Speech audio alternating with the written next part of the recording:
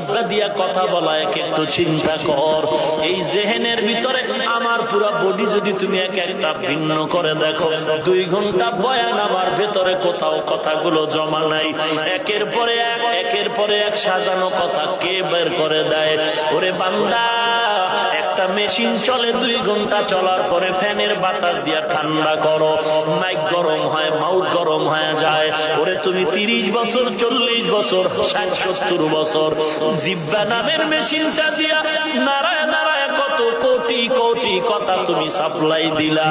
একবারও চিন্তা করেছো এই কথাগুলো কোন মেশিনের দ্বারা তৈরি হয়? যদি একবার তালাশ করতি, খুঁজে পাইতি, কেউ না, তিনি আমার আল্লাহ। ওরে বান্দা, সে আল্লাহকে এখনো চিনো নাই রে মুমিন। ইমাম মালিককে প্রশ্ন করা হলো, আল্লাহ যে একজন, কোন দলিল আছে নাকি? ইমাম মালিক বলেন, ও ভাই, আল্লাহ যে একজন চমৎকার দলিল হলো।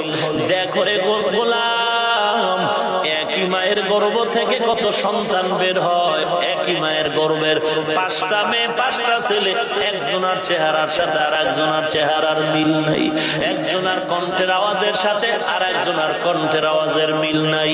ওরে আল্লাহর কুদরত ধরে কেন বান্দা তুমি আজ আল্লাহরে চিনো না?